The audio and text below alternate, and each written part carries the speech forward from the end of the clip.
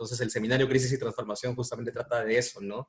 Cómo es que la crisis va a transformar nuestra visión de la arquitectura, nuestra visión de la ciudad, y cómo va a dar un empujón, o en qué medida va a dar un empujón a esa transformación digital. Entonces, esa es una pregunta que hacemos, que hemos hecho a los ponentes para cada una de sus conferencias. Es una pregunta general que cada uno va a responder, ¿no? en cada una de sus conferencias.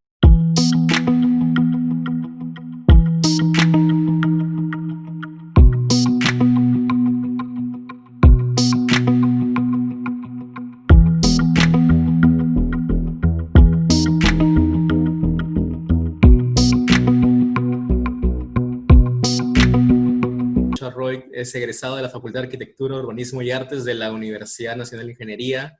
Se especializa en transformación digital en arquitectura y urbanismo. Representó en el Perú al grupo Thomas Signe, organización internacional dedicada a las tecnologías de la información y comunicación aplicadas a diversos campos, entre ellos la inteligencia artificial, el Big Data, blockchain, Smart Cities y otros. Actualmente es consultor en la startup Innovate DC, que impulsa proyectos en identidad digital y automatización de procesos. Además, es parte del equipo del taller de investigación en urbanismo de la FAUA UNI, a cargo del profesor Willy Ludeña. Arturo, Yeshua, mucho gusto. Me da bastante agrado que este tema de la transformación digital se esté abordando de manera seria en nuestro país. Para comentarte muy rapidito, porque los minutos son todos vuestros, yo trabajo para la cooperación alemana en un proyecto que se llama Tecnologías de la Información y la Comunicación para la Adaptación de las Ciudades al Cambio Climático. Y obviamente trabajamos todo este tema de transformación digital desde una perspectiva de resiliencia urbana, planificación urbana, ¿perfecto? Y sumado a eso, estoy culminando mi doctorado en una tesis de participación vecinal o de las condiciones de participación vecinal en la transformación de la ciudad desde las tecnologías de la información y la comunicación. Debido a eso es que me interesa muchísimo el tema y obviamente ya hemos intercambiado por ahí el teléfono, ya me voy a poner en contacto contigo. Agradezco mucho a la organización por darme la deferencia de poder dirigirme a través de su evento a ti directamente y lógicamente poder escuchar lo que nos vas a compartir el día de hoy. Muchas gracias, Yeshua, y muchas gracias, Arturo, también. Claro, bienvenido, Manuel, y esperamos tenerte en una próxima conferencia también a ti, Manuel. Gracias, Manuel, en verdad, por los comentarios. Me parece sumamente interesante lo que estás desarrollando con la cooperación alemana, ya que el tema del cambio climático es un punto muy abordado, inclusive en el tema de transformación digital, desde el proceso de recolección de información, porque obviamente un punto importante es data, para poder justo hacer acciones o tomar decisiones, ya sea a través de política pública o de inversión, como también es el tema hasta de la tokenización, que es utilizando blockchain y criptografía, en el cual la energía, números de carbono, el carbono mismo se está actualmente tokenizando, se está viendo maneras de tokenizar para que ya es una interacción peer-to-peer. Así que sí, exactamente. Y ahora lo que mencionas también, el tema de participación vecinal es interesante porque un punto que se aborda en la transformación digital es cómo involucras al ciudadano, que justo no solo en recolectar información, sino que sea partícipe de la ciudad. O sea, parte del concepto de Smart Cities, que más se enfoca en ciudades sensibles, es la interacción del ciudadano con la ciudad y la ciudad responde a eso. Así que sí, muchísimas gracias. Bueno, gracias, ¿verdad? Con todos. Nuevamente, gracias por invitarme. Y la temática de esta conferencia, si bueno, algunos no vieron un poco la anterior que di, la anterior traté sobre el rol del arquitecto en la transformación digital. Era una breve introducción, más o menos, expliqué brevemente inclusive ciertos conceptos, que ahora un poco voy a indagar un poco más, ya con sus aplicaciones en nuestro campo. Pero el anterior justo tratábamos un poco más qué virtudes tiene un poco el arquitecto que debería, aparte de conocer solamente esas tecnologías, sino lo que ha generado la pandemia, inclusive el concepto de transformación digital. Una crítica que se hace bastante es de que se aborda bastante digital, o sea, la tecnología, el gobierno mismo, o sea, cero papel, gobierno electrónico, digitalización. Sin embargo, su personal o sea, las personas que trabajan ahí en general, no están adiestradas, no conocen esas tecnologías, por ende, a lo que se hace crítica es que se ve lo digital, pero no al tema de transformación específicamente, que es a la persona. Y es por eso que justo mi conferencia pasada abordamos un poco el rol del arquitecto, cómo el arquitecto podría aplicar o entender sus cualidades para lo que, la transformación digital en sí. O sea, ya de que algo que comenté un poco, que un poco voy a andar acá después, es el hecho de que a veces el ingeniero que más se dedica, o sea, al tema de tecnologías de información y comunicaciones, es muy centrado en un punto específico. Y la ventaja del arquitecto es de que tiene la capacidad de poder visualizar no solamente el campo macro, lo más macro posible, por eso trabajamos a escalas urbanas, a escalas de ciudad, a escalas de país, entrenamiento, como también a escala más la micro posible, o sea, como es un detalle, o sea, cuando todos varios chicos que acá son alumnos, o sea, saben muy bien que cuando te enseñan en taller, trabajas desde la escala urbana hasta el detalle de la puerta o el detalle del encuentro de materiales, o sea, y eso lo piensas a la vez. O sea, esa capacidad que tiene el arquitecto justo es sumamente interesante aprovecharla en las tecnologías de información y comunicaciones, ya que para poder planificar diversas variables que tienen datos, es necesario entender todo y a la vez el detalle. Ya, bueno, eso es un poco lo que hablé en la conferencia pasada. El objetivo de esta es ya más o menos ver un poco esas tecnologías, un poco en mi experiencia, y cómo estas se pueden aplicar o se están aplicando en nuestro campo, en la arquitectura y el urbanismo.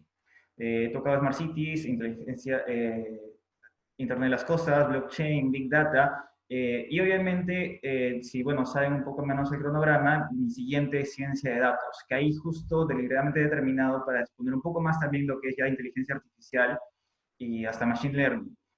¿Por qué no lo he hecho acá? Porque justo se acompañan mucho más el resultado de inteligencia artificial con los datos. Inclusive en Big Data, que voy a exponer un poco, no abordo tanto porque el potencial de la ciencia de datos es mucho más amplio. Y eso ya lo tocaremos después. Bueno, un poco una breve introducción de lo que hice la vez pasada, también es qué es la transformación digital. La transformación digital es, ya ha venido esto ya con un tiempo, las primeras revoluciones fue justo el tema ya de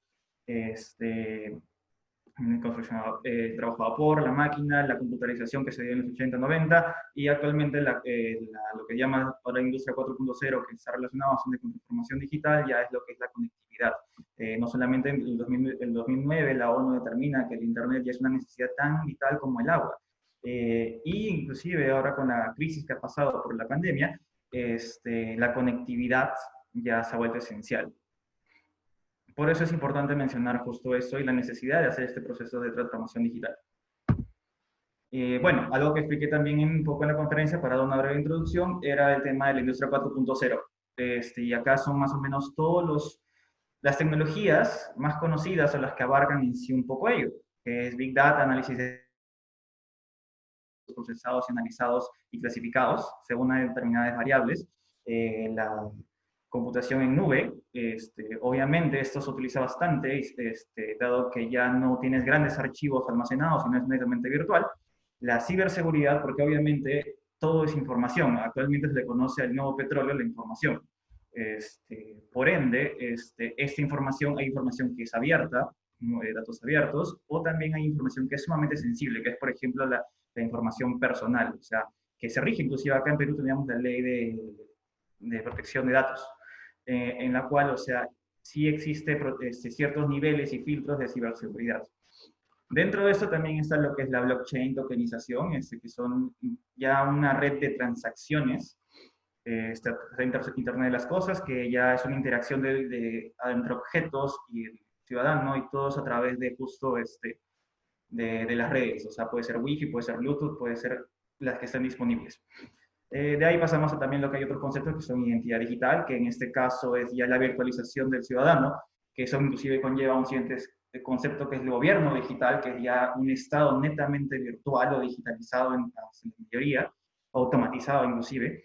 Un ejemplo así tenemos en Estonia.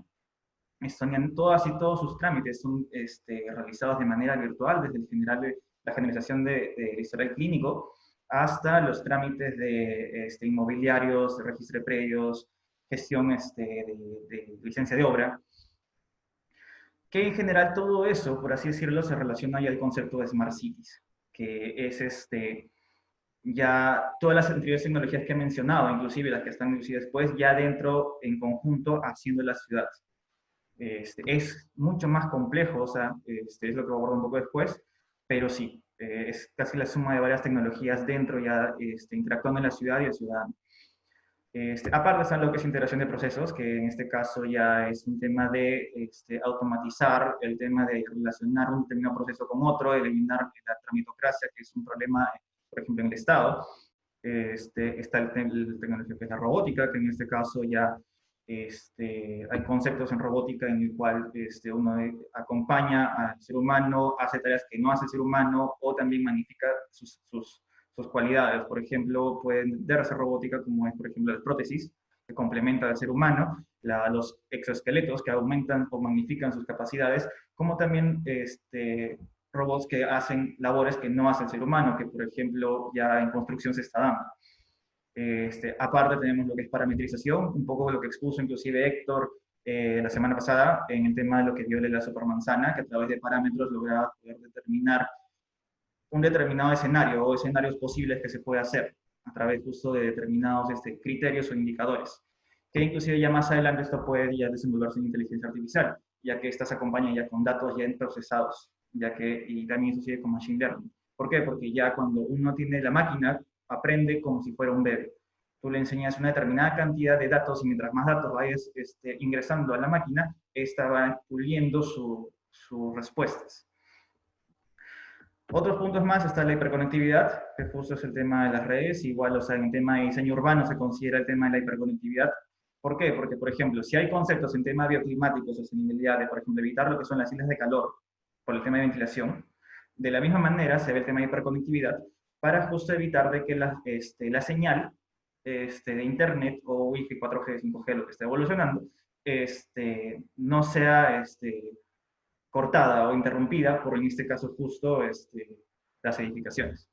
De ahí aparte tenemos lo que es fabricación digital, que ya es también parte de la nueva revolución industrial, que es que cada uno en su casa podría fabricar lo que desee, literalmente. Aparte ya, bueno, Alexis va a exponerlo la próxima semana, que es ya realidad virtual y aumentada, que el mejor ejemplo, me acuerdo que hace unos años un amigo me comentó, era Pokémon Go, que era un ejemplo de cómo se interactúa tanto o se magnifica serie de capas o filtros, ya se va a exponer inclusive mucho más, que son una manera de interfaces, la ciudad. Y aparte están los sistemas para integración y simulación, que justo es en base también a varios datos o información, no puede simular escenarios o modelarlo, inclusive, por eso ya inclusive se llama la modelación predictiva. Bueno, esa era una breve introducción, un poco a lo que hablé en mi exposición pasada, aún un poco más inclusive, cómo explicarlo. Y ahora voy a poner ciertas tecnologías. Primero es Big Data y análisis de datos. Justo el gráfico que muestro acá es un poco eso, o sea, grandes volúmenes de datos que están en teoría desordenados o caóticamente dispuestos, y lo que hace en este caso este tipo de tecnologías es primero recolectarlos, analizarlos, procesarlos, y con eso clasificarlos para después hacer una toma de decisiones. O sea, justo por eso después de los grandes volúmenes de datos pasamos a analizarlos para poder ya trabajar y hacer, por ejemplo, políticas públicas, inversión, todo tipo de estrategias que sean necesarias. Por ejemplo, y esa cantidad de datos a veces son miles y millones. Justo me pareció interesante esta data que votó el BBVA hace un año y medio, que mostraba qué ocurre en un minuto de Internet. Y mostraba toda la cantidad de datos o información que se va generando solamente con un minuto de Internet. Desde lo que son, por ejemplo, emails, ventas, adquisición, servicios, revisión en redes sociales, almacenamiento en nubes, o sea, todo eso, descargas en apps, o sea, todo ese tipo de información que es inmensa, sucede solamente en un minuto. Ya se imaginarán lo que sucede en un día y lo que sucede en una semana, un mes y todo un año. Y eso a veces solamente es en un solo lugar. Podemos ver hasta en un determinado distrito, ciudad, que, por ejemplo, ahora con la crisis, por ejemplo, es bastante importante tener este nivel de información. Por eso justo toco primero Big Data, tomando en cuenta también esta crisis, ya que parte de las decisiones públicas que están tomando el gobierno es en base a la data que se está consiguiendo y que está puliéndose cada vez, está avanzando esta pandemia. Por eso es que, por ejemplo, se han dado cuenta que el aplicativo Perú en tus manos se va actualizando para poder justo afinar esa información y a la vez eso, complementarlo, por ejemplo, con la data de RENIEC, complementarlo con la data en SUNAT, o en general, para así tomar esas grandes cantidades de información, organizarlas, procesarlas. Obviamente no es tan certero porque no, una desventaja bastante que tenemos inclusive acá en Perú es el tema de cómo recolectar la información y cómo procesar la información, pero con esa data permites hacer escenarios, simulaciones, modelos para poder después tomar decisiones, que es lo que están haciendo. Así que justo resalto esta importancia. ¿Por qué? Porque ya a nivel ya de criterios bastante, y lo voy a abordar después en ciencia de datos en la próxima conferencia, en ciudad es el organismo más complejo que existe, se le conoce. ¿Por qué? Porque hay variables no solamente cuantitativas, sino cualitativas y sociales que son necesariamente importantes para hacer medidas, pero a la vez tampoco no es tan fácil recolectarlas. Pero sin eso no puedes predecir o entender escenarios de cómo se comporta la ciudad. Por ende, justo ahorita este campo es sumamente abordado recientemente, en estos últimos años, en el tema de urbanismo y arquitectura. Ahora, Big Data se considera bajo 7 elementos principales, o sea, se rige bajo 7 principios o 7 componentes, por así decirlo, las 7 B le llaman así. Uno es el volumen de datos, o sea, como su nombre lo dice, Big Data o gran cantidad de datos, requiere justo grandes almacenamientos de información que a la vez estos tienen un alto valor. O sea, por ejemplo, ¿por qué Google, Facebook, Airbnb en general, ellos tienen una diversidad generan varios algoritmos, inclusive Facebook se rige netamente ahora por algoritmos de datos, no tanto por criterios propios de los profesionales, sino por los algoritmos mismos que se forman, es por la cantidad de volumen de información y el valor que tiene esa información. Por eso es que ahora se conoce que es un nuevo petróleo. También es otro elemento es la veracidad. ¿Qué tan verídica o qué tan certera es esta información? Porque si yo voy a analizarla más adelante, tengo que saber qué tan efectivo me va a ser mi análisis. Por ende, justo se evalúa la veracidad. Otro punto es la visualización. Y por ejemplo, en nuestro caso, en urbanismo y en arquitectura se aplica bastante. O sea, nosotros que hemos trabajado con planimetrías, o sea, todos que han trabajado, varios que son arquitectos, taller, por ejemplo, diseño o análisis urbano, diseño urbano, hacen siempre su juego de diversas capas, ya sea de usos de suelo, de sociales, económicos, etc. O sea, es una manera de visualizar la data a través, en este caso, espacialmente hablando. Y de la misma manera, pero en este caso, nuestra data a veces es muy limitada o no es inmensa, como en este caso se ve ya con grandes volúmenes de datos. Otro elemento es la variedad. De la misma manera que se tiene grandes volúmenes de un determinado dato, se tiene diversos volúmenes de datos que se pueden superponer. Por ejemplo, tenemos, como he mencionado, nivel socioeconómico, procedencia, uso de suelo, materialidad del lote, flujos de población. O sea, todos esos elementos, o sea, hacen diverso y rico, por así decirlo, el análisis. Otro nivel es la velocidad. ¿A qué me refiero con velocidad? Es el tema justo de capacidad de actualización. Por ejemplo, un punto importante es el tema de qué tan real o qué tan actual es este levantamiento, recolección de información. Es diferente que se actualice cada 15 días a que sea diario o minutos. Por ende, justo lo importante aquí es la velocidad en la que se manejan estos volúmenes de datos. Y el último punto es ya la viabilidad. O sea, qué tan fácil, ahí se ve el tema también, lo que podríamos llamar interoperabilidad, que en este caso, qué tan conectado está para poder justo viabilizar este almacenamiento y recolección y análisis de datos. Esas son las 7 Bs que, por así decirlo, rigen lo que es Big Data. Pero dentro de eso, ya aplicado en nuestro campo, que es ciudad, ciudad, territorio, como uno quiera verlo, hay diversas maneras de clasificar o generar tipologías de datos. Dentro de eso tenemos, por ejemplo, la que es sistema de sensores, que es la que a veces más se conoce en tema de Smart Cities o Internet de las Cosas, que es infraestructura y objetos móviles que a través de sensores recolectan información del entorno inmediato, que puede ser el clima, humedad del agua, el transporte, la infraestructura, por ejemplo, edificios que recolectan la calidad de aire, las mismas redes que almacenan y recolectan información.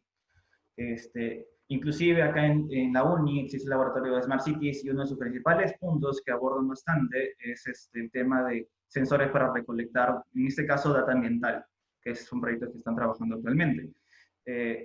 Otra tipología es el contenido generado por el usuario, que es sumamente importante, que es, por ejemplo, los sensores sociales o humanos, que eso se ve, por ejemplo, en nuestro caso con las redes sociales. Hay investigaciones que ven, por ejemplo, cómo el usuario entiende la ciudad a través solamente de sus cuentas de Instagram. Ya que cuando uno toma una foto privilegia determinados ángulos o determinados detalles de la ciudad. Y obviamente, si uno puede procesar toda esa información, ya entiendes qué criterios privilegia el ciudadano en su entorno inmediato. Otros están los sistemas participativos, en que uno se involucra. Justo me pareció interesante lo que mencionó Manuel, de cómo implementar esos sistemas que involucran a la población para poder generar información. Es el uso web, o sea, a través de aplicativos, páginas web. GPS. Casi ahora todos manejan, por ejemplo, Waze, creo que, o Google Maps, para poder transitar. Bueno, actualmente no, pero antes de la pandemia se manejaba así, ya que lo que hace el GPS, en cierta manera, de manera satelital, justo registra el movimiento, en este caso, del vehículo, y lo que hace toda esa información justo puede producir ya diagnósticos o escenarios, que es por eso que también el Waze se basa en eso para tu poder transitar por las zonas que hay menos tráfico. De ahí tenemos lo que son los proyectos interactivos, que en este caso es cuando ya aplicas con mobiliario urbano, a veces en estos casos que tú interactúas y tú generas nueva información al momento de interactuar con esos objetos. El otro elemento es la data administrativa, que es ya netamente de gobierno, que a veces puede ser datos abiertos. Por ejemplo, el tema de la pandemia, el viernes pasado han habilitado, si no me equivoco, ya cierta data del COVID. Pero a la vez también el gobierno maneja información confidencial. Un ejemplo claro que tenemos es la data de RENIEC. RENIEC, todos tenemos un registro y RENIEC almacena la información de cada ciudadano, desde su dirección, su huella digital y todo eso. Y esa data es utilizada, por ejemplo, para el tema del COVID, como también esa data le genera ingresos al Estado para poder, en este caso, por ejemplo, cuando uno va al banco y tiene que registrar su huella digital, lo que hace el banco con ese lector hace una llamada a RENIEC para validar la identidad del ciudadano. Eso justo, información no es que lo tenga el banco, sino que la tiene en la entidad estatal que es RENIEC. Aunque bueno, ahora lo que están haciendo un poco es también crear su propia data de identidad. Eso vamos a hablar un poco después. Otro elemento también son el tema de los impuestos, transacciones, o sea, SUNAT, por ejemplo. Ahorita estaban hablando del tema inclusive de los bonos, hay debates inclusive de que no todos saben de los bonos, el tema de la formalización inclusive de los profesionales. Y dentro de ellos, o sea, SUNAT es la que tiene el registro de quienes pagan sus impuestos, quienes son formales, quienes no son informales, y esa información, uno, es masiva, y dos, es sumamente importante para tomar decisiones. Otros elementos tenemos los registros, data confidencial, como he mencionado, el tema de salud. Actualmente ha pasado esa problemática de que, por ejemplo, nuestro historial clínico de cada ciudadano no está digitalizado. ¿Qué ha generado eso? De que ahorita si uno quisiera tratarse o saber el estado de cada ciudadano, de su salud, no se puede porque todo está en archivos que están perdidos en cada hospital, o inclusive el problema que pasa con nosotros es que queremos tratarnos en una clínica o en otro hospital y tenemos que llevar nuestro folder o pedir el historial clínico de una clínica a otra, lo cual en otros países ya esto ya está digitalizado, y lo cual permite que el ciudadano tenga como su propia carpeta en la cual ellos tienen toda esa información. Todo ese detalle, toda esa data administrativa, por así decirlo, permite hacer políticas públicas, ya que si no, no se puede armar estrategias en base a hechos o datos, se toma más por criterios, y esos criterios a veces no siempre son, pueden ser muy generales, como está pasando ahora, o pueden ser muy hipotéticos, lo cual el problema es que en tema de recursos no es efectivo. Otros datos que se tienen son la data cultural histórica, que a veces son temas de humanidades, que son el recurso de textos, imágenes, registro de sonido, data lingüística, cine, arte, o sea, temas ya culturales, el tema de los medios, que también es una data importante. que por ejemplo en otros países se utiliza el tema de la data de hitos urbanos o históricos que también forman parte de interacción con el ciudadano. Y otro punto es el data híbrida, que es una mezcla, por así decirlo, de los anteriores cuatro. Lo que necesita para llegar a ser una data híbrida es el tema justo como he mencionado, la interoperabilidad, que permite de que de un aparato, por ejemplo, un celular, pueda interactuar con el otro objeto, que pueda almacenarlo en una misma nube, en un mismo espacio, y así sucesivamente. Por eso es que es data híbrida. Eso hasta data compartida en algunos casos. Ejemplos de eso ya han habido, o sea, el tema de manejo de datos ya ha tenido bastante tiempo. Esta, por ejemplo, imagen es que un proyecto que hizo Carlo Ratti, en la cual mostraba en 2005 en Austria la actividad de los celulares en la ciudad. Y trataba de mapear y visualizar cómo estos funcionan, interactúan solamente con los datos de las llamadas de celular. Y en cierta manera, ahí uno puede ver, por ejemplo, en esta imagen, conglomeraciones, o sea, de población. Inclusive, él tuvo un ejemplo en una charla de TED hace ya varios años, en las cuales hacía un ejemplo de del partido del Mundial que fue Francia-Italia, en el cual ganó Italia y veía cómo solamente a través de las celulares y llamadas, la comunicación de estos celulares, se veía en la ciudad. O sea, conglomeraciones en espacios públicos. Cuando sucedía el gol, el cabezazo de Zidane, salía una mayor cantidad de llamadas, que eso justo muestra un comportamiento. O sea, lo interesante de los datos, cuando ya puedes analizarlos y procesarlos, te muestra comportamientos que así nomás uno no logra visualizar de la ciudad. Y es coherente, por lo cual inclusive la actual bienal, o la última bienal del 2019 que se realizó en Shenzhen, la Bienal de Urbanismo y Arquitectura, tuvo este enfoque, el enfoque de las tecnologías de la información ya aplicado a la ciudad. Esta, por ejemplo, es parte de una exposición que se hizo en la Bienal, en la cual se ve las redes sociales en diversos momentos del tiempo, cómo estas interactúan los usuarios en la ciudad.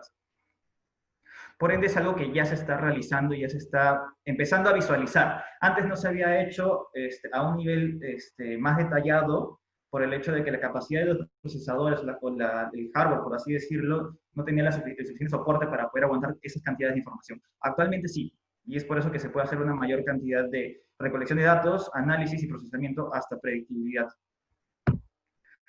Otro ejemplo ya a nivel de investigación, por ejemplo, académico, es lo que está haciendo en el Instituto de Arquitectura la IAC de Cataluña, Instituto de Arquitectura Avanzada de Cataluña, en la cual, por ejemplo, esta imagen lo que muestra es un comparativo entre la Barcelona de Cerdà, que es casi unos teóricos de pensamiento urbano, con la Barcelona actual, y hace un contraste en la cual evalúa qué indicadores tenía Cerdà cuando analizó la Barcelona en su época con la Barcelona actual, o sea, para ver si han evolucionado, han cambiado, han mejorado, han disminuido y por qué razones.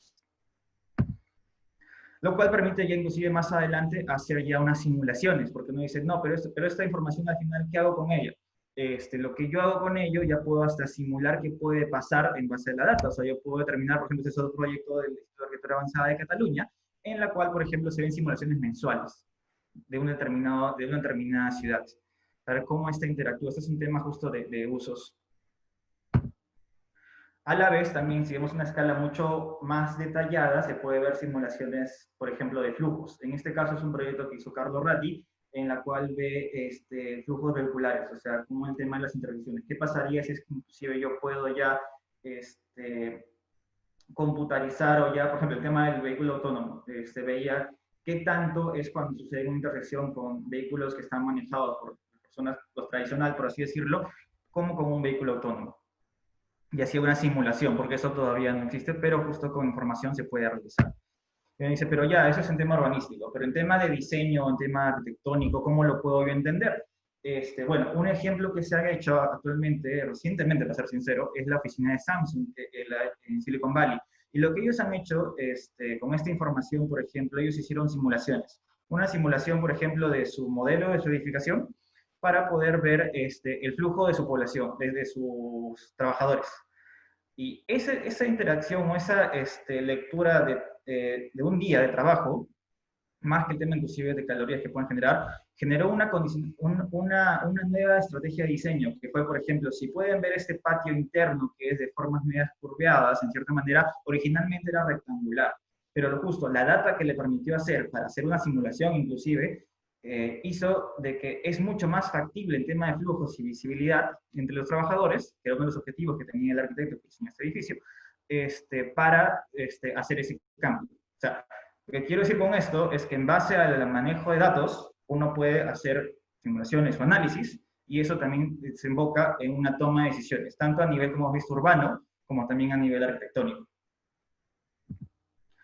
Y eso es un poco más o menos Big Data. Yo voy a ahondar un poco más eso en la siguiente, que es ciencia de datos, que hoy podemos ver hasta porque para los usos que se pueden usar en Big Data es desde lo que es una simulación, recolección de datos, o sea, una problemática importante es la recolección de datos, pero también se puede hacer modelación bajo un sistema complejo, o sea, entendiendo la ciudad como un organismo complejo.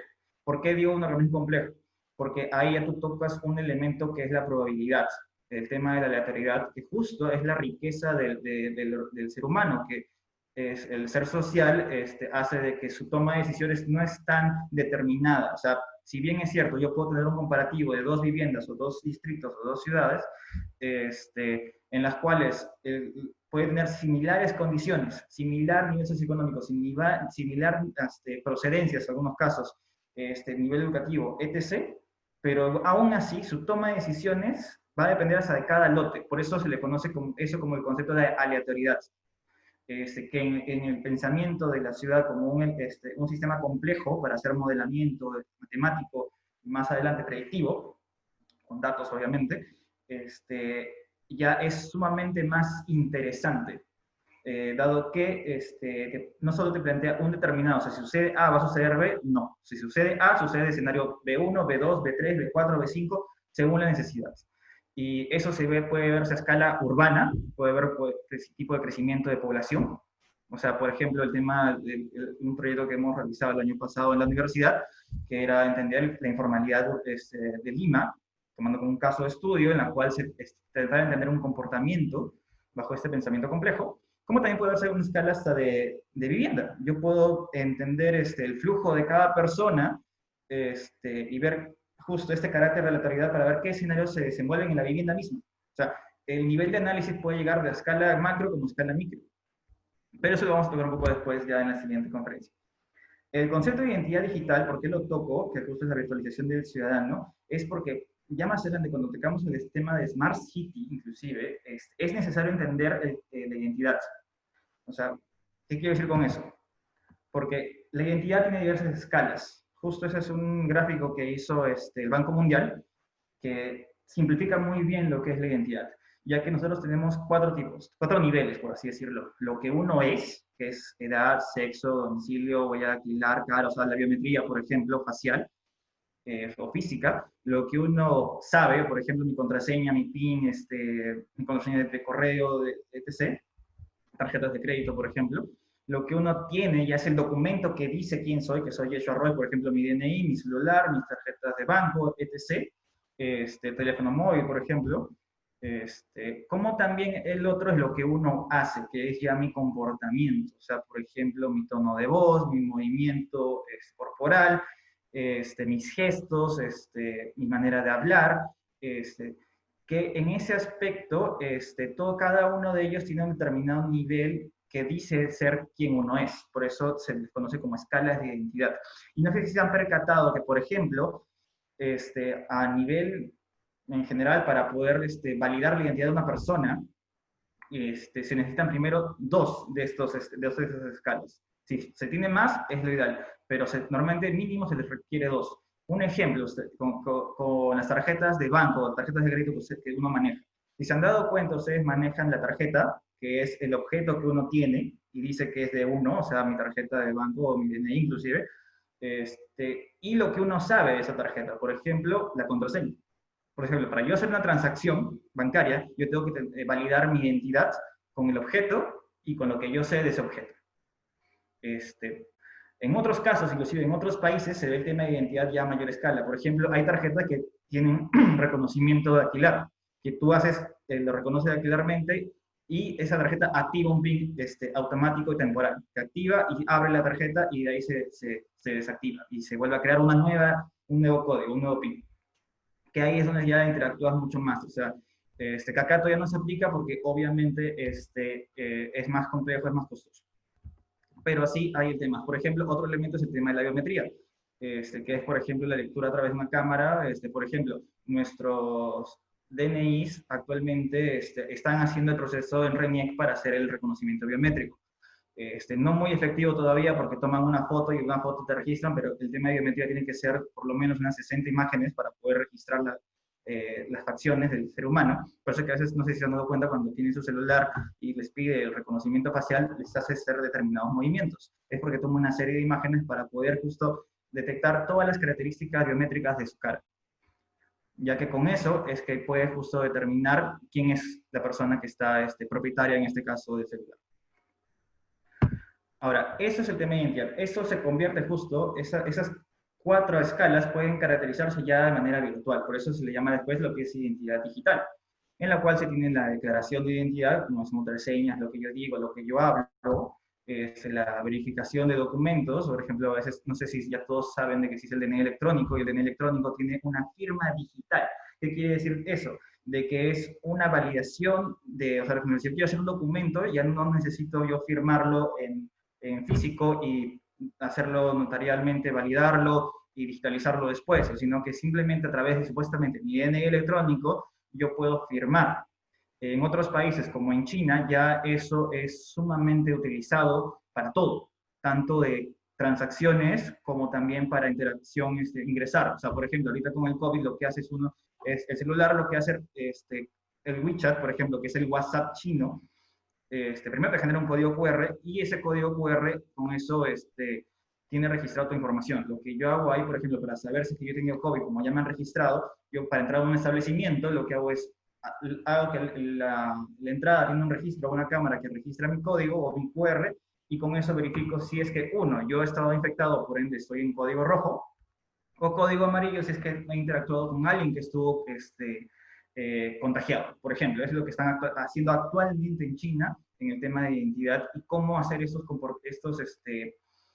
nuevos protocolos de desplazamiento en la ciudad. Por eso es muy importante entender cómo esta puede aplicarse.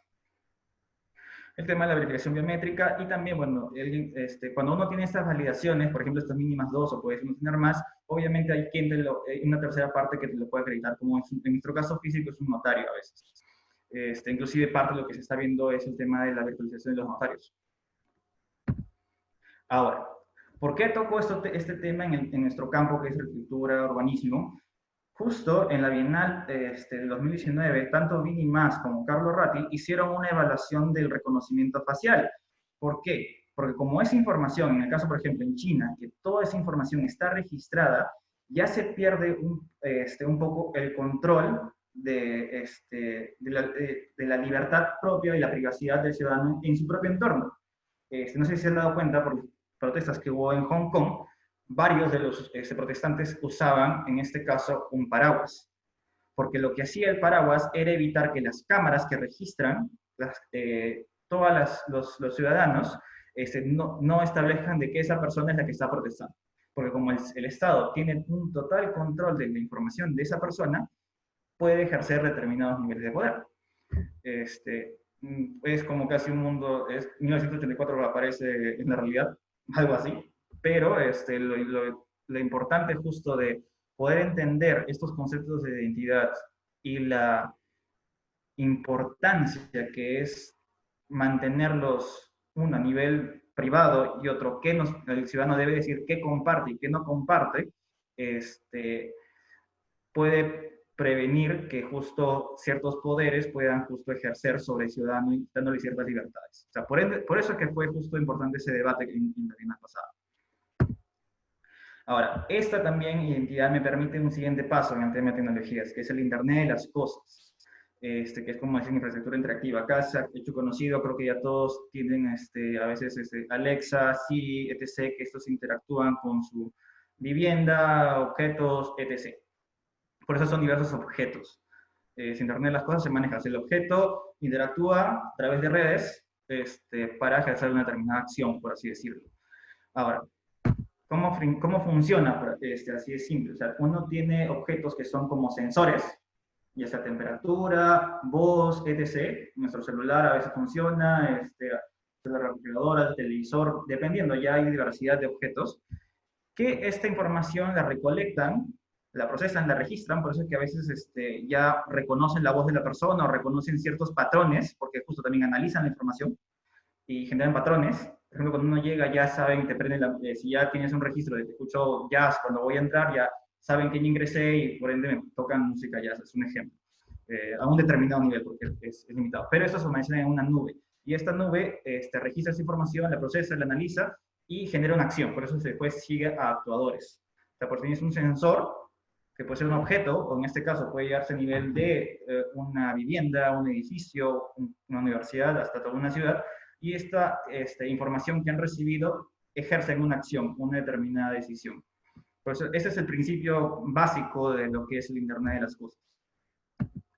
Ahora, obviamente, ya varios conocen de que esto se da a diversos objetos. O sea, tenemos de lo que son cámaras de seguridad en las calles, o sea, a nivel de tecnología acá en Lima, por ejemplo, en ciertos distritos ya están registradas cámaras y las cámaras en cierto nivel pueden registrar movimiento, temperaturas. Otro es ya el tema de las mismas máquinas, los mismos celulares para poder hacer pagos, todo tipo de tablets, inclusive los lentes de realidad virtual, en general la misma casa, relojes, o sea, lo que quiero decir es de que ya hay varios aparatos que justo generan esa interacción y recolección de información para ejercer diversas acciones y generan hasta patrones de lo que uno quiere. Ahora, obviamente lo que uno ya más conoce acá es el tema de la casa inteligente. Que a nuestra escala lo que se ha visto es un poco del tema de los aparatos como Apple Home, como he dicho, Siri, Alexa, etc. Pero lo que se quiere ya más adelante es de que este entorno en el cual yo habito interactúe constantemente conmigo. Justo a nivel de investigación académico, la Y Factory con Minimas hicieron este proyecto en el cual, bueno, actualmente se llama Barba, que están viendo, por ejemplo, según el movimiento del usuario, el espacio o el entorno inmediato responde. Si yo me muevo de determinada manera, se forma un asiento. Si yo me muevo de determinada manera, cambia sus proporciones. Obviamente eso es sumamente experimental, pero es un futuro que podría llegar, o sea a mucha escala, pero igual ya es un nivel en el cual lo que se quiere es de que el entorno inmediato interactúe con la data que vota el ciudadano, por así decirlo, o el usuario.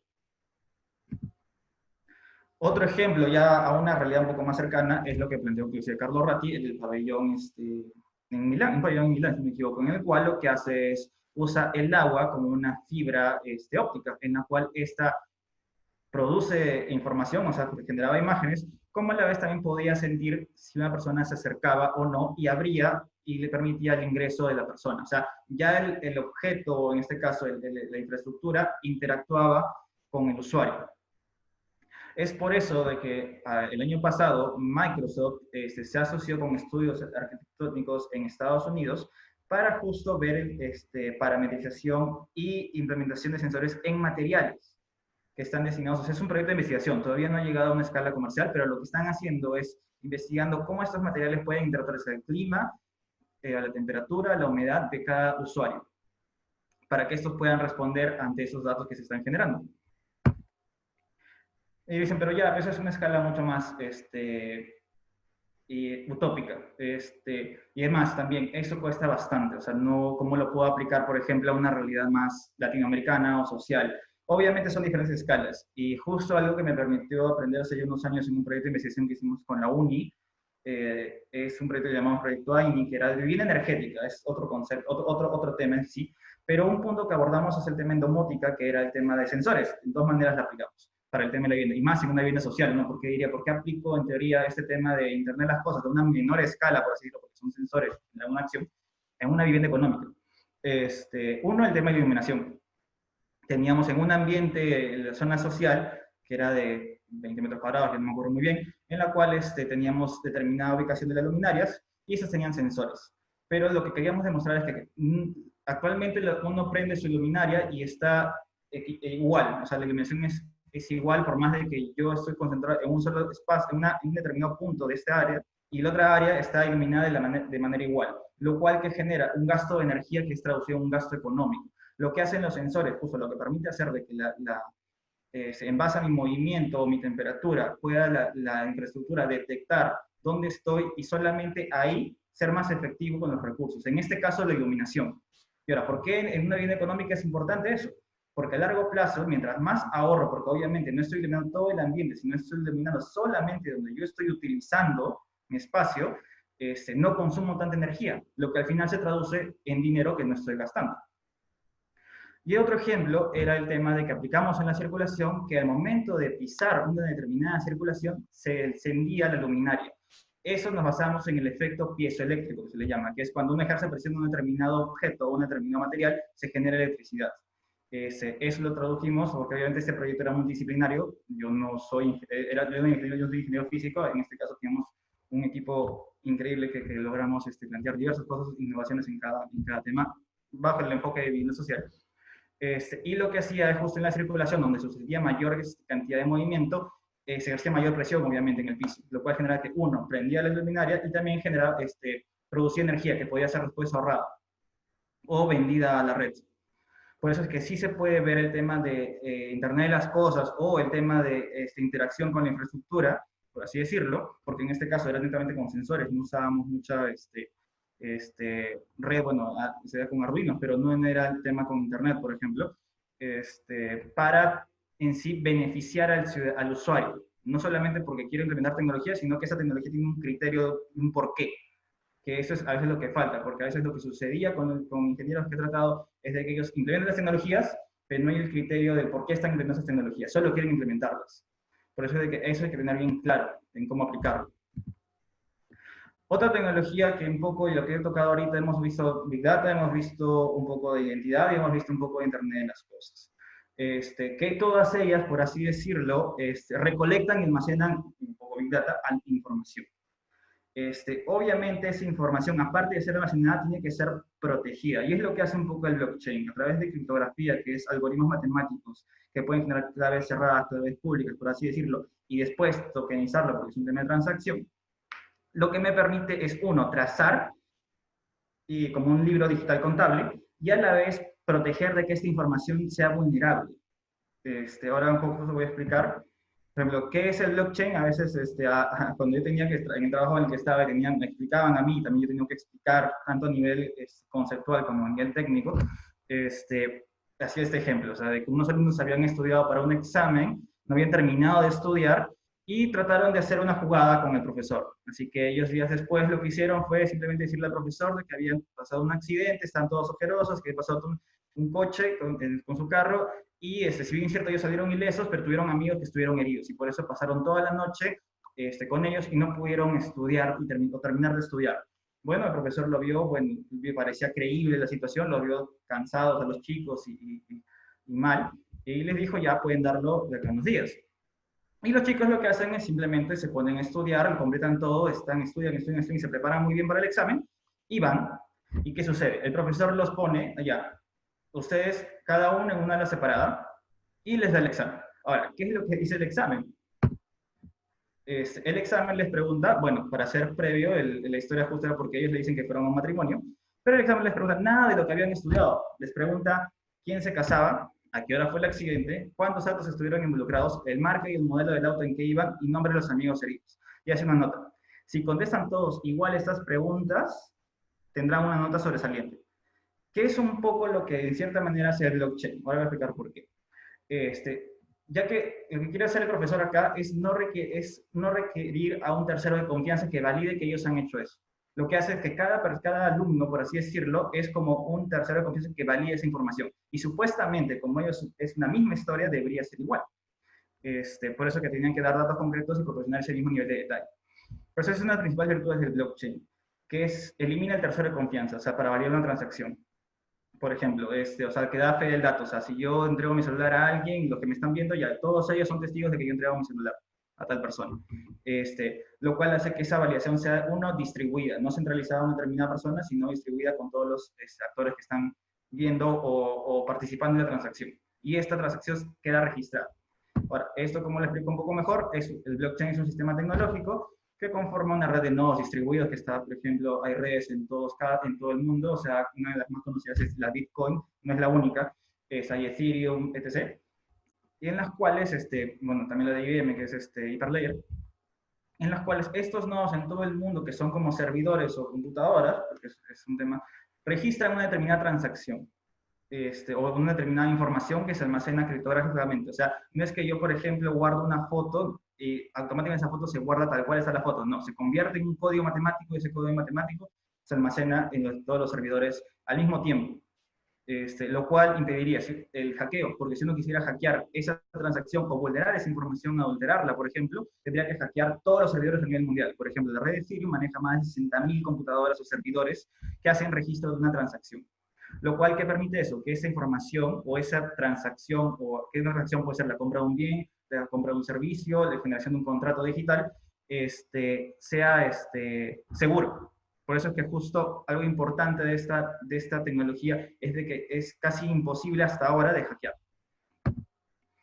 ¿Cómo se registra? Estoy haciendo una rápidamente la tecnología porque las anteriores por lo menos eran más fáciles de explicar porque casi estaban más involucrados, pero esta sí requiere un poco más de detalle en cómo explicar, en la cual se tiene un archivo digital, como digo, puede ser un contrato, un documento, una foto, lo que sea.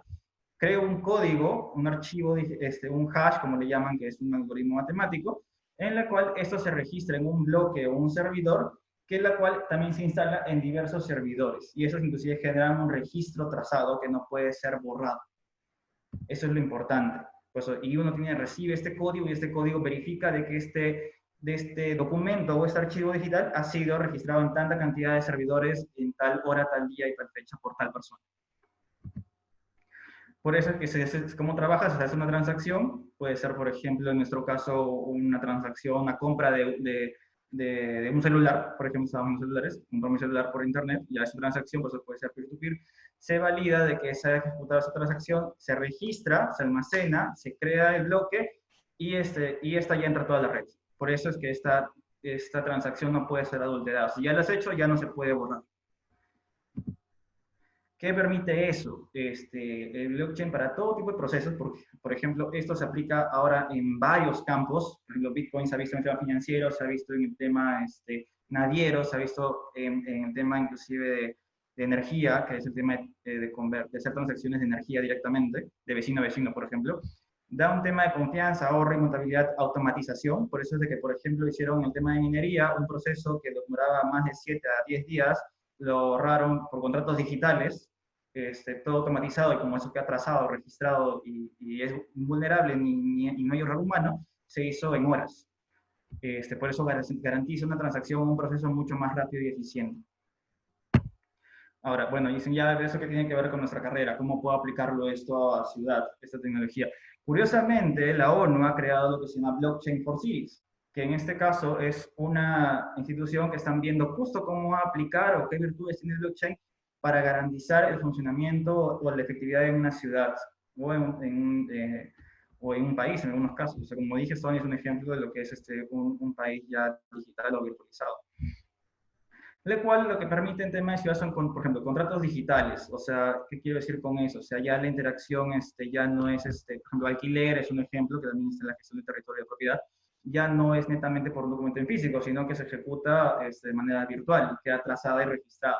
Por eso también se crean ID digital, en el cual yo simplemente interactúo a través de mi celular o etc. para poder hacer acciones dentro que pueden funcionar en la ciudad, por ejemplo, en los predios.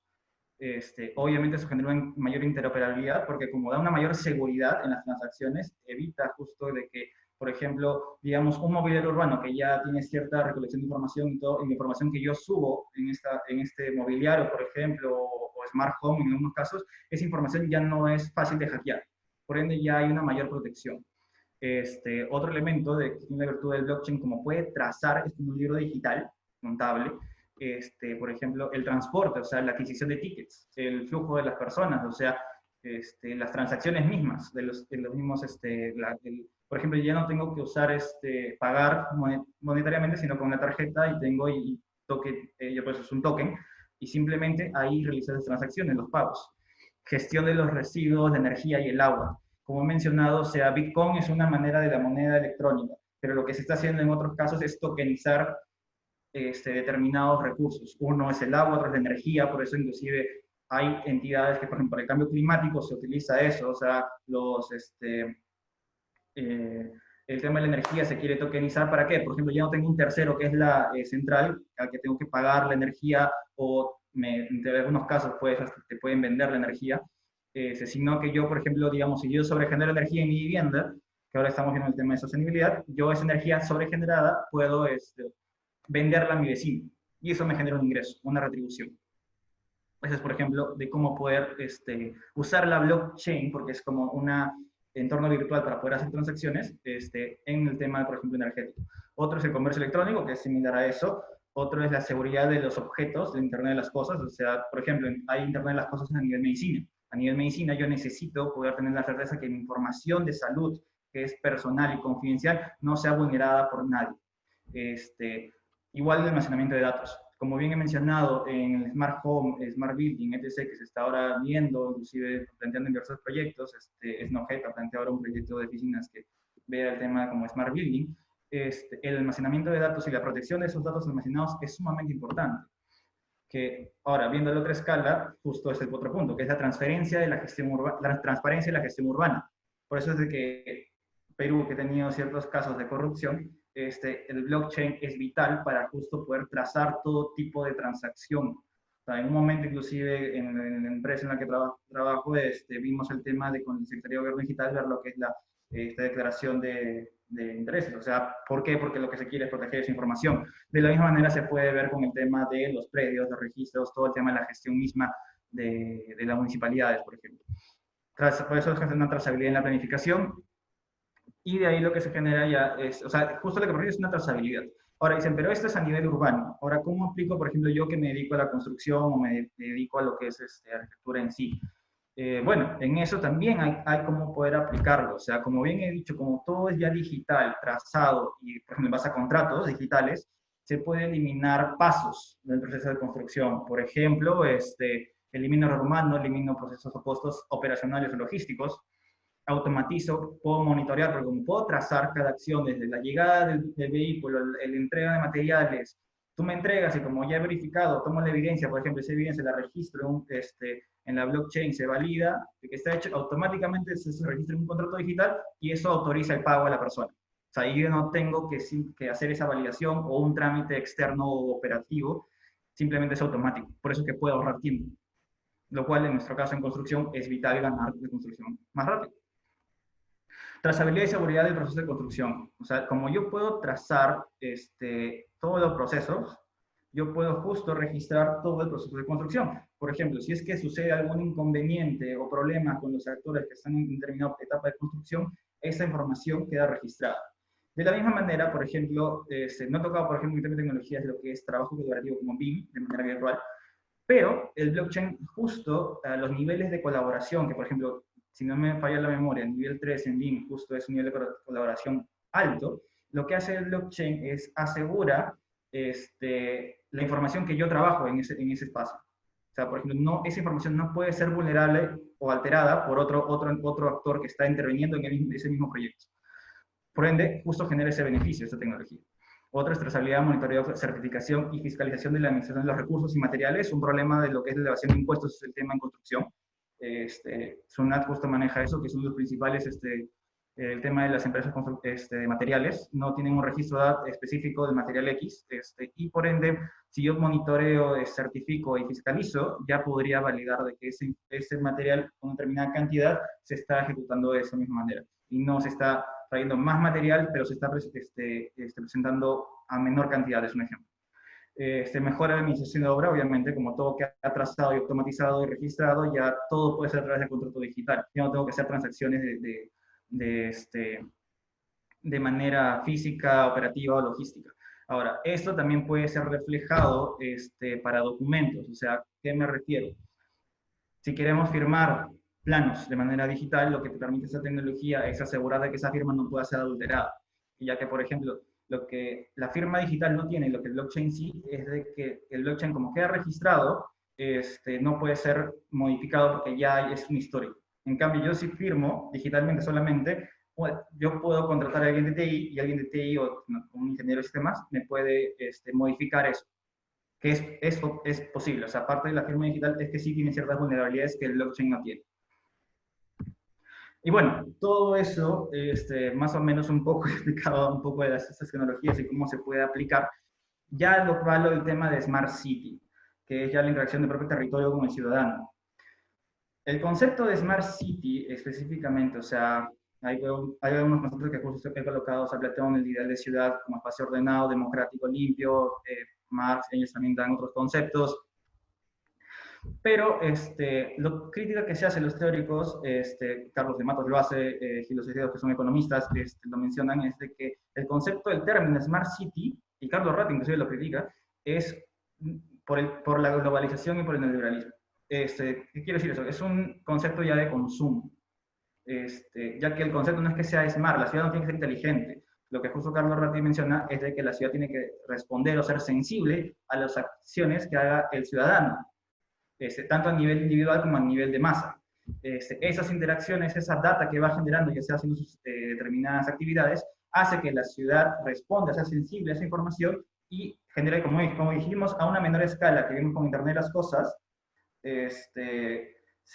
hay sensor y hay actor, siente algo y actúa en base a eso, de la misma manera a escala de ciudad. Ese es el concepto justo que se tiene que ver con el Smart City. ¿Bajo qué premisa? Bajo que la ciudad sea más eficiente. Por eso es que ahí ya entra lo que es gobierno electrónico, el tema justo de la gestión misma del gobierno, planificación, entra el concepto también de, bueno, qué es lo que se quiere en una ciudad. Por eso primero, antes de plantear una ciudad inteligente, tienes que entender qué es lo que quieres en una ciudad, que sea compacta, que sea variada, con escala, etc., en la cual tú puedas interactuar. Por eso lo que te permite las tecnologías de información es hacer más interactivo y eficiente la ciudad, con el objetivo de hacer un desarrollo económico sostenible y una buena calidad de vida. O sea, no es solamente implementar tecnologías por implementar y hacer gastos por gastar.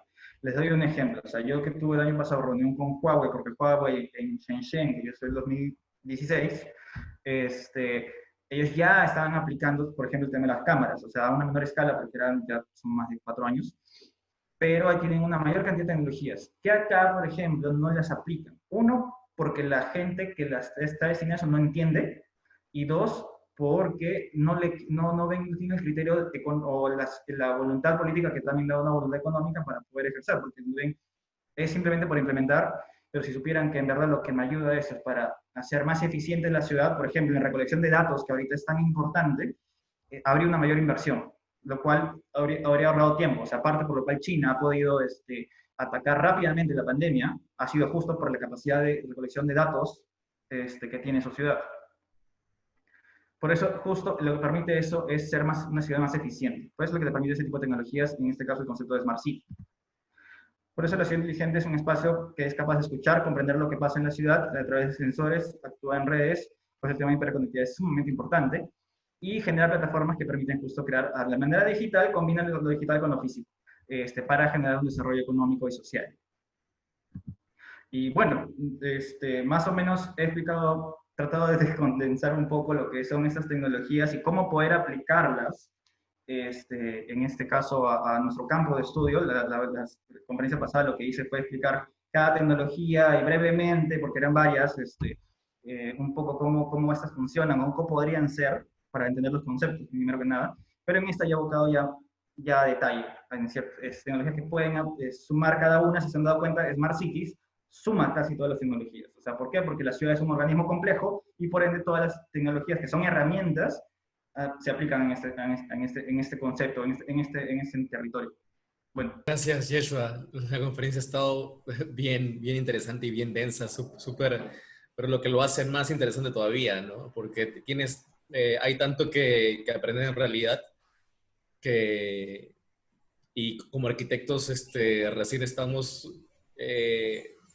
viendo la superficie de todo esto, ¿no? Sí. Yo te haría una pregunta, ¿no? La Smart City y en el trabajo que has hecho en investigación sobre Leticia, ¿cómo se relacionaría, ¿no? Claro, por ejemplo, bajo el concepto de Smart City. Claro, por ejemplo, bajo el concepto de Smart City, o sea, como digo, es una ciudad sensible. Parte del concepto de Smart City está lo que es gobierno electrónico, y uno de los primeros pasos es la gestión de la información. Por eso es de que uno de los primeros pasos que se dio con ese proyecto de investigación era tratar de empezar a hacer metodologías para recolectar la información. Una problemática, inclusive por eso puse primero Big Data, aparte de solamente recolectar, es cómo procesas esa información, porque son grandes volúmenes. ¿Por qué? Porque con esos volúmenes tú puedes entender un comportamiento, y después de entender ese comportamiento tú puedes hasta crear simulaciones y modelos que pueden predecirse. O sea, ¿cómo quiero decir cosas? Si yo, por ejemplo, Lima es el 70-80% informal, si yo entiendo cómo funciona el comportamiento de la informalidad, por ejemplo, a nivel morfológico nada más, yo podría saber ya, si hago un caso de estudio, porque lo que hay no es información. Leticia es un caso de estudio, pero lo voy replicando, digamos, el Agustino, el Pino, San Cosme, etc. Yo lo que hago, eso es, ya con esa gran data, lo que hago es veo, digamos, si en una otra zona, en Lima o cercanías, sucede un comportamiento similar, en algunos casos, te puede botar escenarios. O sea, ya de lo que puede suceder. ¿Y qué indicadores harían que suceda eso? Por ende, yo con esa información ya procesada y analizada, yo puedo ya tomar una decisión política, económica o manejo de recursos, porque sé que puede pasar. Por eso, el primer paso que hicimos en ese proyecto era justo eso, tratar de entender y hacer una metodología de recolección y procesamiento de información de un sistema complejo que es la ciudad, tomando solamente un caso, que era la informalidad en Leticia. Pero en base a la pregunta de cómo procesas esa información, la pregunta va dirigida a qué metodología usas o a la infraestructura de base que tienes para procesar información, porque imagino que muchos datos requieren también servidores y, bueno. Sí, justo parte por lo cual, como digo, hice lo voy a poner si quieres en ciencia de datos, porque va a tocar también un poco de inteligencia artificial y machine learning, que también es para generar modelos predictivos, pero antes, esto estaba desde los 50, o sea, Michael Batty y otros autores como Schelling, que hizo un modelo de segregación urbana en Estados Unidos, específicamente, o sea, que es basado en un modelo de autómata celular, que es un modelo determinista matemático, en el cual lo que hace es simplemente, si es que blanco y negro, por así decirlo, cada celda se convierte, interactúan entre ellas y cambian de estado. O sea, y ahí tú ves que por comportamiento se van conformando guetos. Y ese modelo se hizo hace ya más de 20, 30 años. Pero ahora, ¿por qué no se ha hecho? O sea, se ha podido hacer allá a escala con datos reales de ciudad o casos de estudio, así nomás, por la capacidad de procesamiento. O sea, ahora sí se puede. Antes no se podía tanto. Por eso es que eran modelos muy hipotéticos o teóricos. ¿Que veía similitudes? Sí, porque hay conceptos que en verdad uno puede reflejarlos en la ciudad. Como digo, Schelling es un ejemplo, y hay otros autores más, que lo voy a explicar un poco más a detalle después, pero ahora sí se puede, porque hay los procesadores, los servidores, que permiten ese tipo de grandes volúmenes de datos poder ser procesados. O sea, más que el tema de la infraestructura que ya existe, que es posible, porque ya se usa, es el tema de la metodología. Como no hemos abordado, o sea, si se han dado cuenta, en arquitectura y urbanismo recién están tocando el tema de la transformación digital, o sea, por eso es que yo toqué el informe que hizo la RIVA el año pasado, o sea, diciembre del año pasado recién hizo un documento que mencionaba la transformación digital. Y dentro de ese documento, por eso mostré esa estadística, se mostraba el hecho de que casi todo estaba involucrado en virtualización y colaboración, por ejemplo, en BIM, pero inteligencia artificial, modelación, hasta realidad virtual, realidad aumentada, estaba a una menor escala. Puede ser porque justo es falta de conocimiento y la falta de entendimiento del potencial de esa herramienta. Por ejemplo, si yo supiera toda esa capacidad de procesamiento de datos, o sea, como te mostré el ejemplo del edificio de Samsung, o sea, solamente con una pequeña simulación tomo una decisión de diseño inclusive. O es más, en el tema de ciudad también, puedo hacer una planificación. De la misma manera, en el caso de Leticia, si yo sé cómo se va a comportar un caso de estudio o una determinada área de la ciudad, o ver los escenarios posibles, yo ya puedo tomar una decisión para evitar que, por ejemplo, hayan efectos negativos de ese crecimiento o ese escenario. Es lo mismo que está haciéndose con la pandemia. Con la pandemia, lo que se hace con la data, en este caso, se ven casos, por ejemplo, en febrero se hizo la modelación a través del aeropuerto de Beijing, cómo iba a propagarse, como te acuerdas que conversamos hace unos días, cómo se iba a propagar el coronavirus. En el mundo, eso fue en febrero. Y el mapa de lo que estaba en febrero es lo que está actualmente. Es curioso, o sea, eso es lo que se hizo un escenario, una predicción probabilística para ver qué tanto iba a pasar, y tal cual como está en ese modelo, la realidad es eso. Estados Unidos es solo un foco, Latinoamérica otro foco, el actual foco principalmente diría yo, Europa también era, y África, porque obviamente no hay una mayor cantidad de vuelos para de China o de Asia a África, era menor. Y además también la resiliencia de África impedía de que ellos tenían una reacción más rápida. Por eso, ese modelo, o sea, ese manejo justo de los datos o de la información que yo recibo y puedo tener una metodología, puedo hacer escenarios predictivos para tomar acciones. Solo que en caso de la ciudad o de la arquitectura, el urbanismo, no se había visto desde ese ángulo. Y todavía recién se está viendo. O sea, por eso recién hay papers que ven esos casos. Por eso es de que es sumamente importante tocarlo y armar metodologías para poder entender, porque lo que necesitamos son como arquitectos, o sea, que trabajamos en la ciudad, el territorio, que es el organismo más complejo que existe, porque está conformado por nosotros, que somos seres complejos, y a la vez interactuamos entre nosotros, pero tenemos ese rango de aleatoriedad. Esa información, que son una infinidad de variables, tienen que ser justo procesadas, almacenadas y analizadas. Lo cual, si nosotros solamente lo hacemos en nuestras capacidades, a veces, eso puedes hacerlo, pero te va a tomar meses, años para poder sacar una propuesta, que es como todos los planes que están sucediendo. Pero en cambio, si tú tuvieras una información mucho más rápida, o sea, simplemente la recibes y vas recolectando y tu alcance es mucho mayor, ya puedes tener una respuesta más rápida y efectiva. No solamente por criterios teóricos, que está bien, son criterios teóricos, sino también con datos, con comportamientos.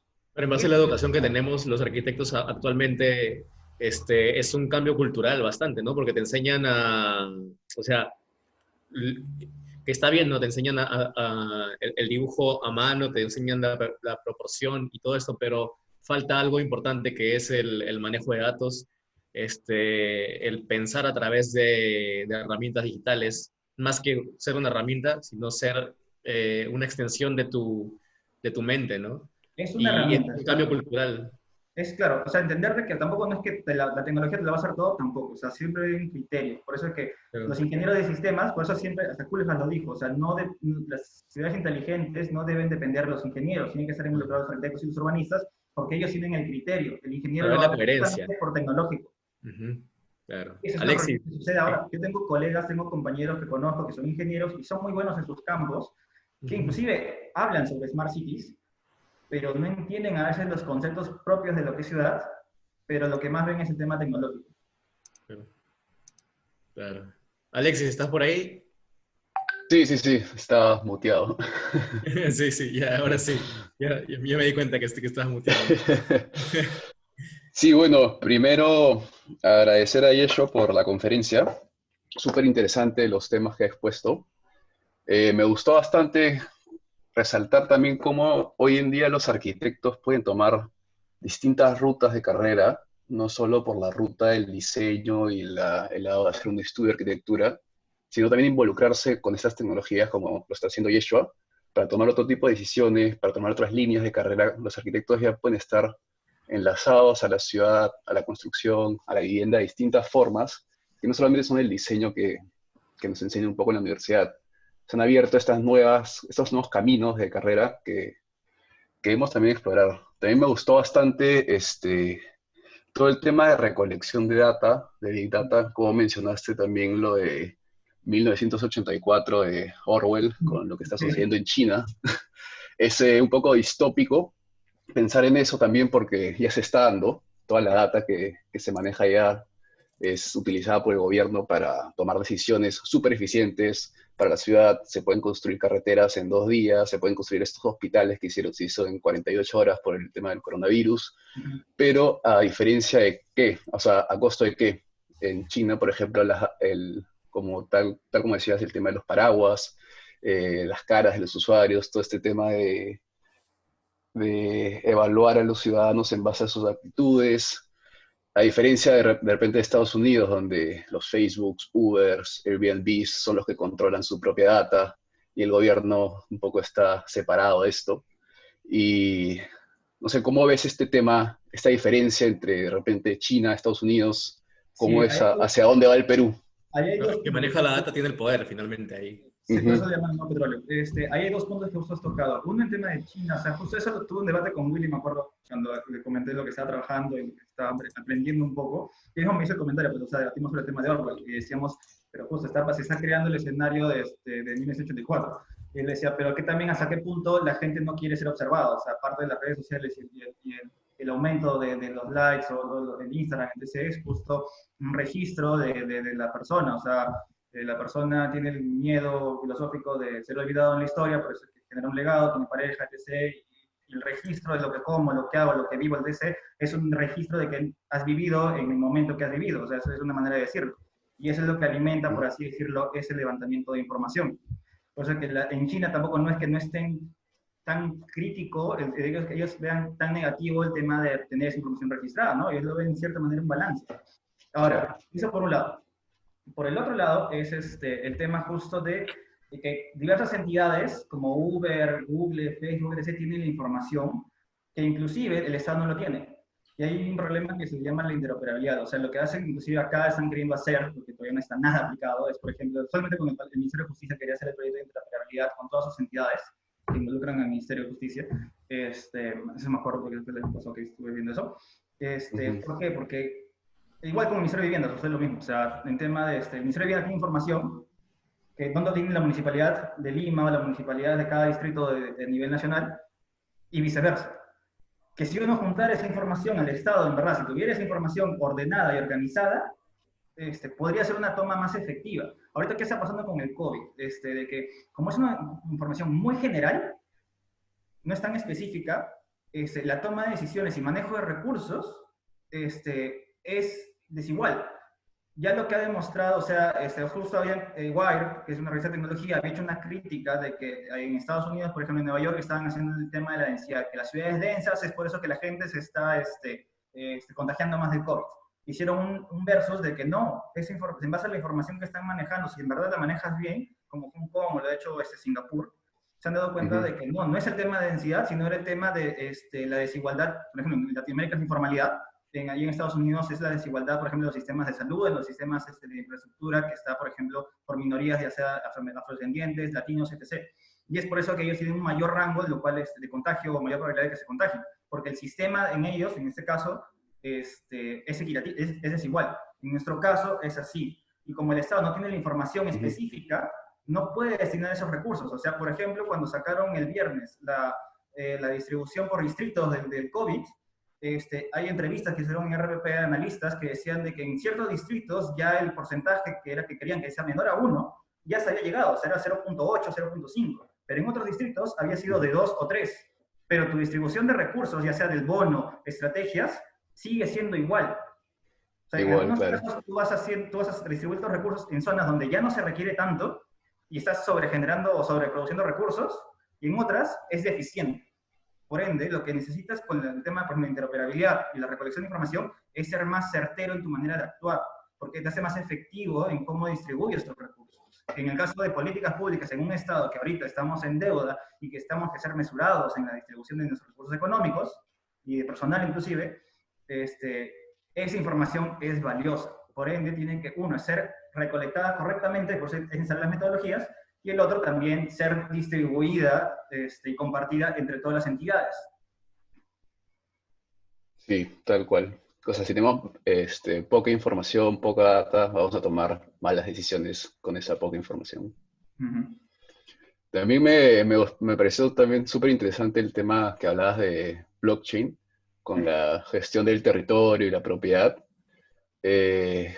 Cómo esto se puede aplicar también, no sé, me imagino, al sector informal, donde los títulos de propiedad de repente no existen o están diseminados en diferentes asociaciones, en diferentes lugares. ¿Cómo el blockchain se podría aplicar a este tema? Ahí es interesante. Por ejemplo, una similitud es lo que está pasando en Gamarra. Gamarra ahorita, como saben, cuando se levantó la cuarentena, empezaron todos los comercio ambulatorio informal, empezó a aparecer. Ahorita voy a llegar porque quiero hacer esa comparación. Lo que se ha hecho ahora es una plataforma virtual para hacer comercio electrónico, que inclusive el siguiente paso es poder hacer una transacción segura, porque obviamente doy información, doy pagos y esa información, esas plataformas tienen que protegerse.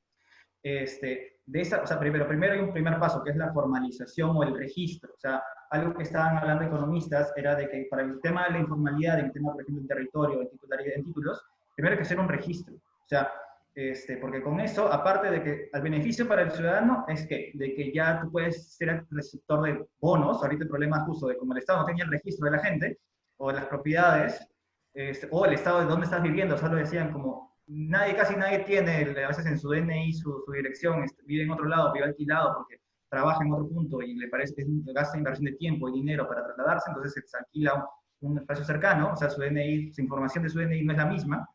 Claro.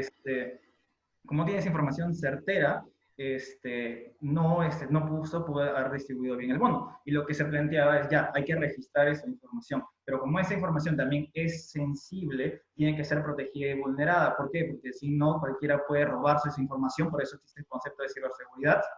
En blockchain el tema de criptografía es que esa información se vuelve un algoritmo matemático, se vuelve un código que así más nadie entiende, en la cual ya yo puedo ejercer una transacción o, como dices, alquiler, servicios, contratos, compra, venta, etc. Pero primero tengo que yo empezar a registrar para poder hacer eso. O sea, el blockchain te permite trazar y transaccionar lo que quieras.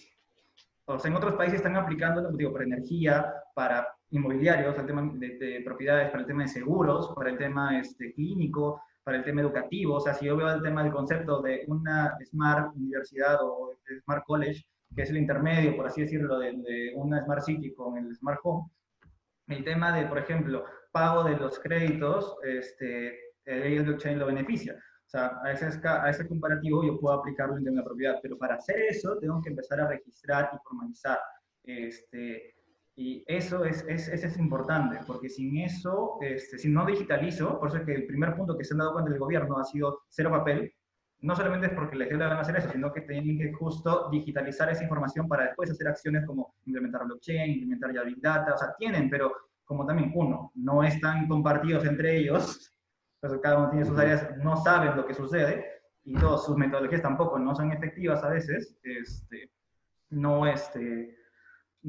se puede hacer otro tipo de implementación de tecnologías. Por eso que, como dije, Huawei cuando vino con el tema de Smart Cities acá, lo único que puede poner acá son cámaras. Y es lo que a mí me dijeron, puedo ponerte cámaras o pizarras digitales, nada más. Porque no hay criterio todavía para implementar otro tipo de tecnologías y tampoco no hay registros ni información formal. Ok, acá Ismael Bautista desea hacer una consulta. Ismael, estás con el micrófono abierto. Hola, ¿qué tal? Buenas tardes, ¿me escucha? Sí, te escuchamos bien. ¿Qué tal? Estuve prestando atención a toda la charla. Mi pregunta es la siguiente, Alexis. Aquí en Sudamérica, ¿has podido ubicar o puedes identificar algún país? Porque yo hasta el momento en Sudamérica como que no siento que estén manejando la situación del COVID con un tema tipo lo que nos comentas, ¿no? Yo por desconocimiento quizás, pero no sé si me entiendes la pregunta. Sí, te entiendo. Es que ahorita lo que está pasando, o sea, y eso iba a venirse, como le comentaba Arturo, porque le mostré justo ese mapa, el problema de Latinoamérica, y hay teóricos que lo mencionan, o sea, en la revista de EWE e INVI pueden buscar, sociólogos como Richard Sennett o Saskia Sassen lo han dicho, es el tema justo de la informalidad. La informalidad en general en todo el sistema ha generado esa desigualdad, esa falta de información que tiene el Estado, que esto ya viene de décadas, o sea, no es que esto es reciente, o sea, lo que ha hecho el COVID es evidenciarlo mucho más. Es por eso que si tú le pides a gente, oye, lávate las manos, tienes agua, estate en tu casa como si tú vienes un dormitorio nada más, porque haces alquiler y inclusive tu DNI ni siquiera está registrado, o sea, esa problemática todavía en Latinoamérica está bien marcada, o sea, ni siquiera Chile, que en teoría, inclusive salió un artículo recientemente, la semana pasada en INVI, que mencionan justo eso, de que Chile en teoría estaba sentado en sus laureles, y lo que pasó, bueno, con las protestas del año pasado, más lo del COVID, ha evidenciado también esa falta de formalidad y de equidad en el sistema que ellos tienen. Y eso en los demás países como Perú es igual, o sea, es por eso de que en sí el problema del COVID está pasando. Ahora, eso como lo vemos en tema de data, es el tema de la recolección. Acá todavía no hay digitalización en varios aspectos, o sea, todavía, por ejemplo, el tema clínico, el Centro de Epidemiología a nivel nacional, lo que hace, manda a sus enfermeros cada 15 días a registrar el estado de cada vivienda en zonas rurales, por ejemplo, y lo dejan en un archivo, o sea, no lo digitalizan. Y esa información pasa creo que más de 10 días al Instituto Nacional de Salud, que eso después lo pasa al MINSA, y yo después de más de 20 días sé la evolución epidemiológica de una determinada zona del Perú. Lo cual, si yo lo registrar automáticamente, por aplicativo, por encuesta, un formulario Google, por ejemplo, estadístico, ya tendría esa información. Por eso es un tema justo de metodologías también, de cómo recolectas y analizas la información. Claro, son dos realidades que están conviviendo en la ciudad al mismo tiempo. Y un poco que el gobierno no ha compatibilizado con esta segunda realidad que es la informalidad, porque por A, B, Z motivos, que el costo de formalización es muy alto, hay barreras burocráticas. ¿Tú crees que estas tecnologías que nos has comentado puedan ser como un puente entre el sector informal y el sector formal para unirlos finalmente? Claro que sí, pero ahí tiene que tenerse el criterio, porque el problema que pasa es de que solo implementan tecnología por implementar. Por eso, como te digo, o sea, el tema de la transformación digital es no lo digital, sino la transformación, o sea, que es la persona. Eso es tenerlo bien claro, porque esa es una crítica que te hace acá. Te le digo, en el trabajo he trabajado, por ejemplo, el proyecto de pasaporte, que es lo que comenté en la conferencia pasada. En el proyecto de pasaporte biométrico, simplemente habían elementos o criterios de que a veces, por eso que es el arquitecto interesante que puede aplicarse en un área que, por así decirlo, no nos compete, permite visualizar cosas de que a veces los ingenieros especialistas, que no son capos en su campo, no lo niego, pero a veces no podían visualizar, por ejemplo, a nivel macro, problemáticas o variables que a veces no estaban dentro de la tecnología que están aplicando, y viceversa a nivel de detalle. Claro, tienen una especialización muy vertical, mientras que el arquitecto puede tener esta horizontal que te permite ver como el campo macro de todas estas tecnologías. Sí, esa es una virtud. La coherencia en la aplicación.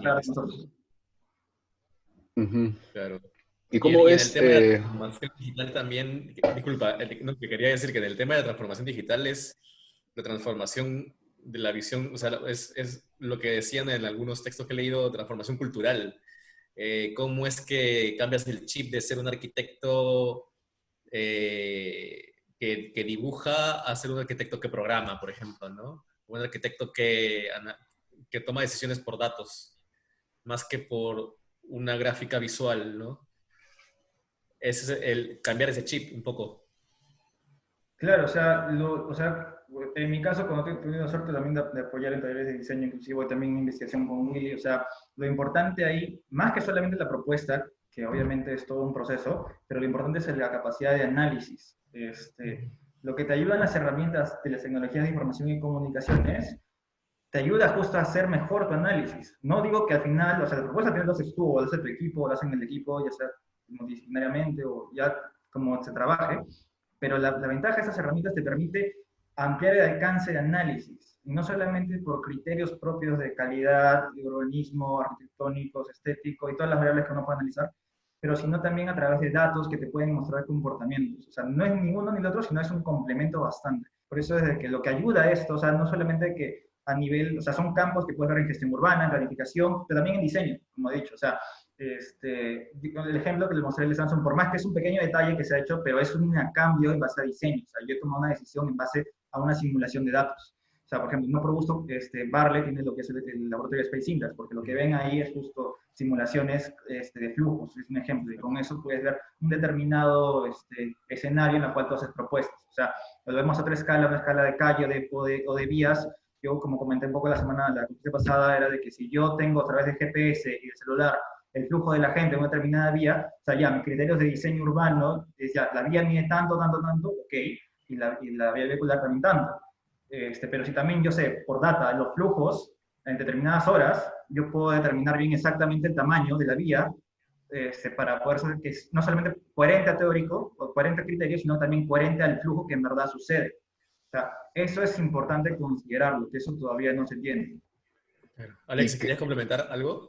Sí, justo lo que comentabas, Yeshua, de qué pasa si, imagínate que llevamos esto a un caso extremo donde todas las decisiones son informadas por el diseño a tal punto que el arquitecto básicamente su rango de libertad de decisión se ve totalmente reducido a lo que la eficiencia de estas nuevas tecnologías te pueda dictar finalmente. Imagínate, no sé, en 10, 20, 30 años, donde el arquitecto, digamos, su campo de movimiento está, no sé si liberado o reducido por estas tecnologías. ¿Cómo ves ese tema? Claro, hay, bueno, inclusive en AGL hay artículos que he mencionado justo, por ejemplo, tocando el tema de inteligencia artificial, he mencionado, inclusive creo que hay un artículo en que tocaba el tema de diseño aplicativo que hay que te hace, según un terreno, te bota todas las posibles viviendas que puedes construir. Que está bien, pero es igual para diseñar, a veces uno tiene, cada análisis, por eso cada uno puede diseñar de manera diferente, porque es un proceso de análisis y criterios que priorizas cosas según tu análisis. Que tú hagas, o sea, es lo mismo que en arte, o sea, una máquina puede pintar, o sea, eso se da tecnicidad ahí en el tema cultural artístico, pero hay dos cosas que va a pasar ahí. Uno, en el caso de las ciudades o el diseño, como es complejo, porque como dije, a diferencia de los sistemas, por ejemplo, el pasaporte, que es que si yo hago trámite A, me va a salir B. En el caso de la ciudad, es de que si sale A, me va a salir A, B, C, D, E, F, G, hasta el escenario que pueda ser. O sea, inclusive Héctor lo mencionó cuando hicieron el de la supermanzana, el tema de las infinidad, de las miles y miles de posibles soluciones que puede tener. ¿Qué sucede así? Como la ciudad es compleja, la aleatoriedad ahí justo impide, por así decirlo, de que el sistema solo pueda dar una solución. ¿Puede determinar posibles escenarios? Sí, pero aún así no puede. Y otro elemento es de que el arquitecto igual se va adaptando, o sea, va evolucionando. Es lo mismo en el tema de que, por ejemplo, de dibujo a mano a dibujo digital, y de ahí trabajo colaborativo. O sea, no es de que el arquitecto se haya visto relegado, sino que está adaptándose y crea otras herramientas para poder trabajar eso. Y lo que inclusive ha hecho lo del COVID, en cierta manera, no es que haya solamente creado herramientas, sino que ha forzado, o sea, por eso al ser humano, en este caso los arquitectos, a usar ese tipo de herramientas digitales para su propio trabajo diario. Por eso, ahí sí, cuando mencioné la vez pasada, que Churchill dice, o sea, no hay que desperdiciar ninguna crisis. O sea, en este aspecto, lo que ha permitido esto es de que se considere mejor lo que es la transformación digital, porque ahora o forzosamente ha generado el tema de la transformación. Porque el teletrabajo ya existía, el trabajo, las videoconferencias ya existían, pero lo que ha hecho es forzar a hacer eso. Es, por ejemplo, en tu caso, por ejemplo, que tú trabajas en lo que es ya más específicamente realidad virtual y realidad aumentada, o sea, el tema de, por ejemplo, la interacción ahora de los museos, porque no puedes ir a un museo. O sea, ya ese es, por ejemplo, un campo que se está aprovechando. ¿Por qué? Porque hay una necesidad. En ese sentido, o sea, lo que ha hecho es forzar al ser humano a utilizar esas herramientas, y no es que al final no vaya a volver a seguir usando lo que, o sea, el tema de que, por ejemplo, no vamos ya nunca más a trabajar en oficinas, no, o sea, sí existe eso. Inclusive Carlos Ratti en la conferencia última de Dicen que hizo el Festival Virtual de Diseño lo menciona, o sea, ese serendipity, que es el momento, esa aleatoriedad de que cuando te encuentras con alguien y conversas y genera una idea, eso siempre se va a mantener, por eso es que la gente igual se va a querer juntar. Pero lo que te va a permitir es poder repensar ciertas, por ejemplo, la infraestructura sanitaria, proyectos hospitalaria, o la infraestructura educativa, por ejemplo, de que ya no tienes que gastar tantas áreas en eso, o sea, no tienes que ocupar tantos metros cuadrados en aulas, porque puedes tú destinarlas a otras cosas, que pueden beneficiar también al mismo estudiante, por ejemplo, si es que vemos el tema de universidades. Claro. Entonces la crisis, finalmente, tu respuesta es que sí está forzando un poco la transformación digital, está forzando bastante en realidad, por la necesidad finalmente, ¿no? Y en todos los sentidos, no solo en la arquitectura, sino en todos los sentidos. Y eso es cierto, está haciendo pensar bastante a todos. Y, por ejemplo, el tema de la necesidad de la información, ahora todos se están dando cuenta que es importante. Ahora no produzo todas las noticias en RPP que escucho diario, escucho cada día, por lo menos en carrera, era un analista o un matemático o un estadista, lo cual antes no era ni estaba pensado por el periodista. Entonces, ¿qué piensan ustedes, chicos estudiantes, chicos y chicas, estudiantes de arquitectura, del futuro de la profesión, cuando sean dentro de poco arquitectos? ¿Piensan que van o sea, cómo piensan que va a ser su profesión? ¿Piensan que va a cambiar bastante de lo que es ahora, de lo que les enseñan ahora? ¿Piensan que es necesario todas estas herramientas o toda esta transformación digital? ¿cómo lo ven ustedes? O se sienten un poco perdidos tal vez, no sé. Me gustaría también saber sus impresiones, ¿no? Ya que hay bastantes estudiantes por aquí, me parece, y también arquitectos, ¿no? Profesionales. No sé si alguno se anima a hablar o a escribir también. Sería genial leerlo, escucharlo. Por ahí. O Leonel, que es de Huancayo. ¿Te animas a darnos algún comentario? Sí, Leonel, ¿estás por ahí?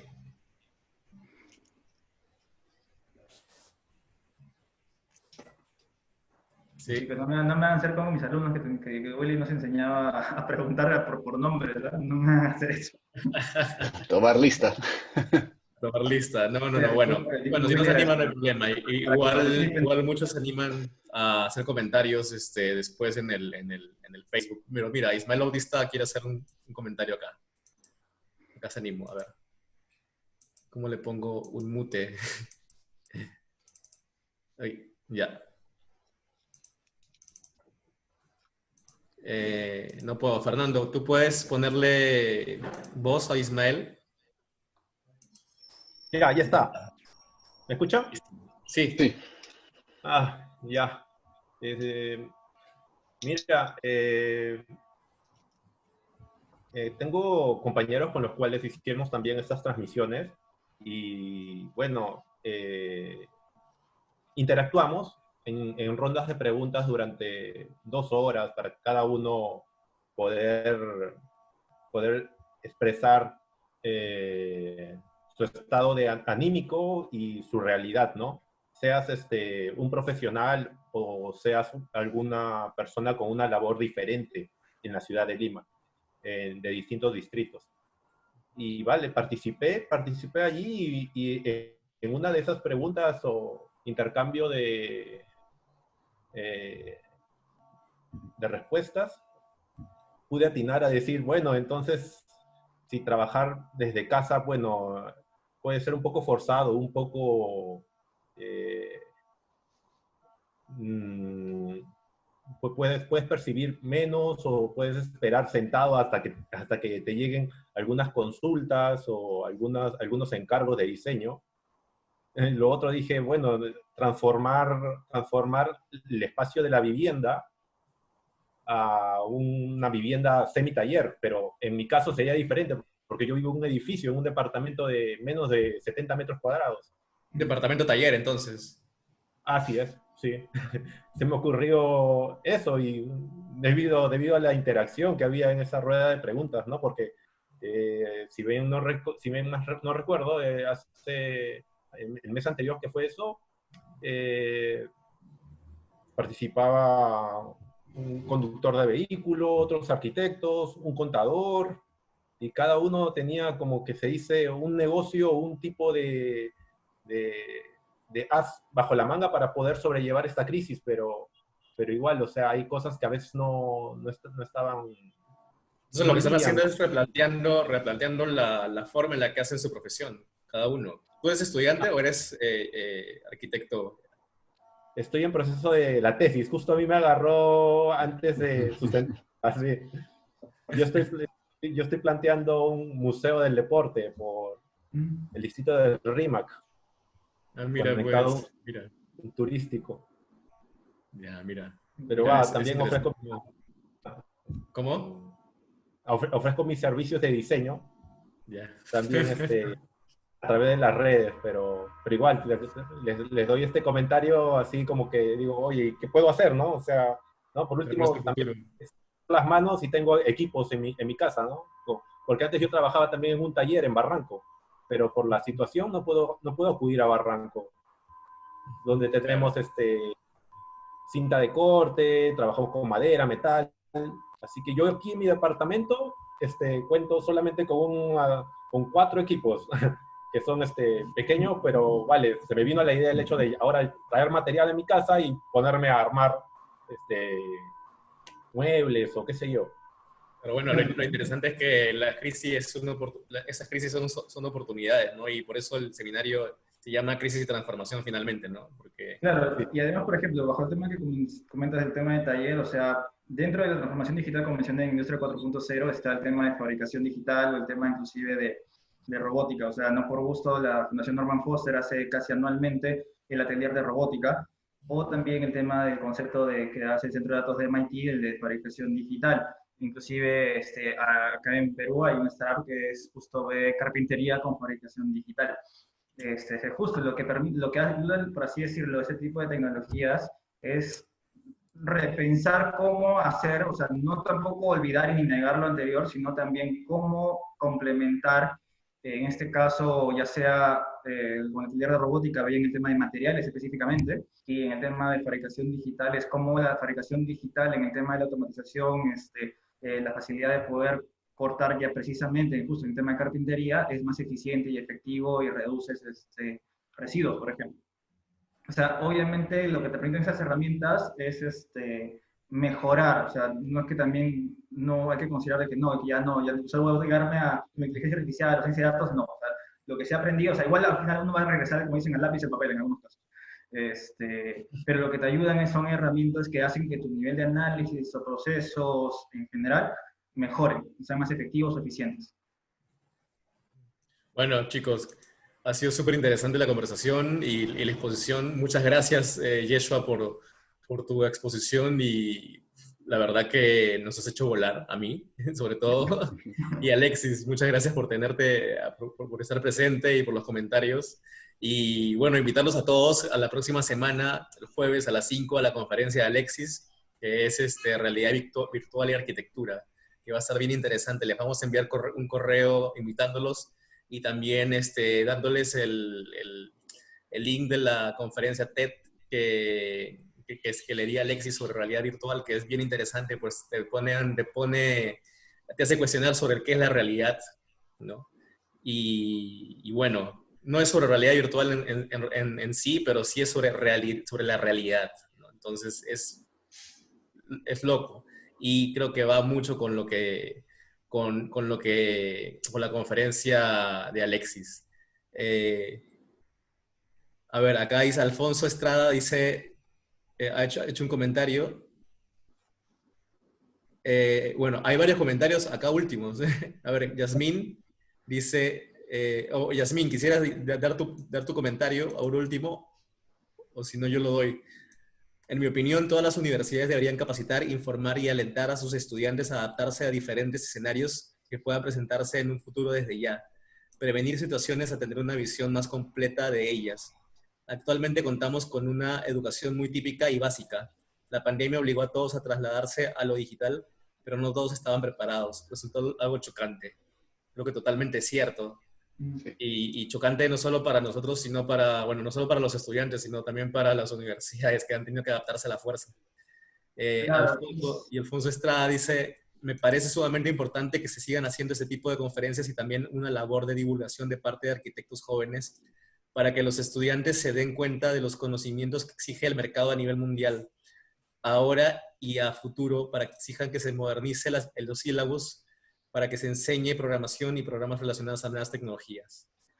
claro, ahí justo como lo que expliqué en mi conferencia pasada, como fin para cerrar también esa conferencia, me preguntaron, o sea, qué es lo que debería hacerse en el tema en las escuelas y todo, o en general el arquitecto en sí. En verdad, a mí fue poco por suerte, en parte por análisis propio cuando regresé, me acuerdo de China y vi que en ese caso allá, por ejemplo, ya estaban orientados a lo que es tema energético y tema de tecnología, información y comunicaciones, pero surgió la oportunidad de trabajar justo en esta empresa en la que estuve trabajando ya 2 años por lo menos, en las cuales al comienzo también yo me decía, ¿qué hago acá?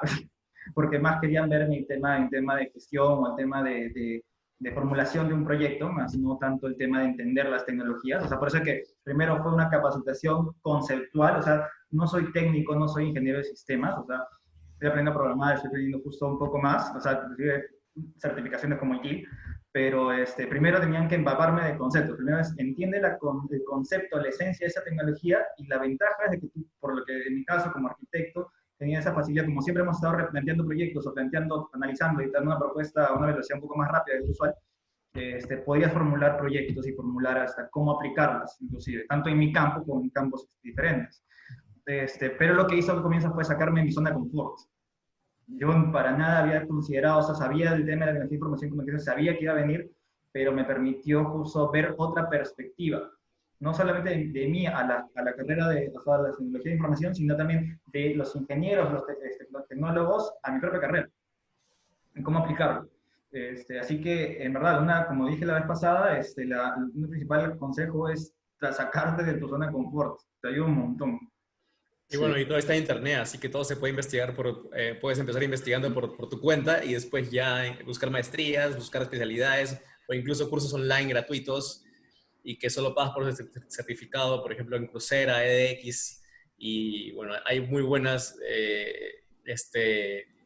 lugares donde puedes llevar especialidades y próximamente también en EA Lima. Y si se han dado cuenta, es sumamente diverso, o sea, por lo cual volví a presentar el tema de Industria 4.0 es porque hay varios campos en la tecnología que pueden ser vistos desde diversos ángulos. O sea, como he dicho, el tema de ciencia de datos es un campo, el tema de, por ejemplo, que está viendo Alexis, que es la realidad virtual y realidad aumentada, es otro campo.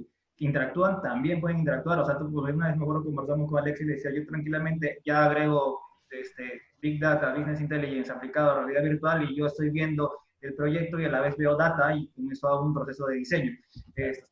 Hasta ese nivel se puede hacer, o sea, y imagínate, después le vas a hacer un modelo predictivo y te puedes ver los escenarios que estás planteándolo, ya es otro campo que puedes aprovechar. O sea, hay una facilidad de que se puede hacer, solamente es tratar de entender y ver es cómo aplicarlo.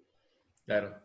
Bueno, chicos, muchas gracias por su participación. Muchas gracias a todos, a Yeshua, a Alexis. Recordarles que si quieren el certificado pueden entrar al link que lo hemos puesto por acá en el chat y también lo vamos a poner en las transmisiones en vivo. Y bueno, gracias a todos por participar y por estar acá presentes y por hacer esta conversación tan interesante. Gracias, Yeshua. Gracias, Alexis. Gracias a todos. Gracias, Ismael. Y bueno, y a todos, un gusto verlos, conocerlos acá y bueno, esperamos que las próximas veces también podamos hacer una conversación más fluida, con micrófono, con cámara prendida y que todos podamos hacer un diálogo así bastante fluido, pues, ¿sí? Acá dicen, necesitamos más profesionales así, profesionales que se adapten y busquen soluciones rápidas y concretas. Muchas gracias. Gracias, Yasmín. Gracias, Yasmín. Y bueno, gracias a todos. En realidad, queremos formar esta comunidad y están todos invitados a ser parte de la comunidad de Lima y a ser parte de estos debates y conferencias y a crecer juntos, ¿no? En estos temas del diseño digital y la transformación digital. Bueno, muchas gracias a todos. ¿Me escuchan? No sé si me escuchan. Pero bueno, muchas gracias a todos y bueno, hasta el próximo jueves. Chao, nos vemos. Hasta el próximo jueves. Cuídense. Chao, chao, Alex, chao, Yeshua. Chao a todos. Gracias.